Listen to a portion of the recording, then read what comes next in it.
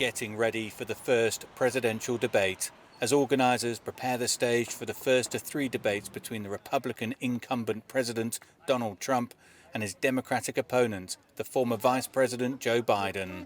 The debate takes place against a backdrop of a recession triggered by the COVID-19 pandemic and issues of racial inequality that have led to protests across the country.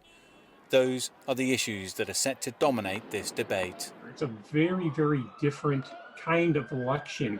We're not really talking in the United States about the rest of the world. Probably should be, but we're not. What we're really talking about are race relations. What we're really talking about is COVID-19. What we're really talking about is the economy. And I think most people have already made up their minds where they stand on those three issues. Over the weekend, a New York Times report claimed Trump has only paid paltry amounts of federal tax in recent years. Biden may get the chance to push Trump on that point in Cleveland. Meanwhile, Trump repeated a demand Sunday that Biden be tested for performance-enhancing drugs ahead of the face-off, saying he'd be willing to take one as well.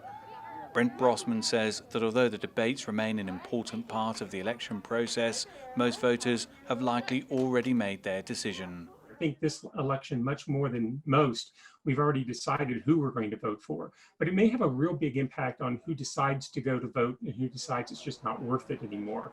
And so I think for both candidates, what's really riding on this is their ability to mobilize their masses. This first debate promises to be a fascinating matchup. And there's always a chance a pivotal moment could sway this closely fought election one way or the other.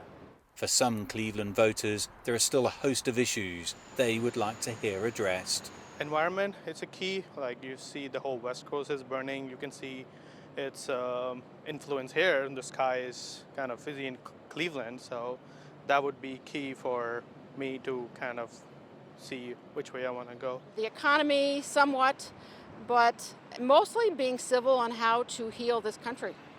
So, because it has been pretty divided in my family and every place else I can think of.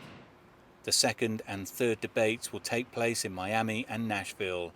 And with COVID-19 limiting candidates' in-person appearances, these debates may be especially critical to swaying opinions in the final weeks of this election campaign.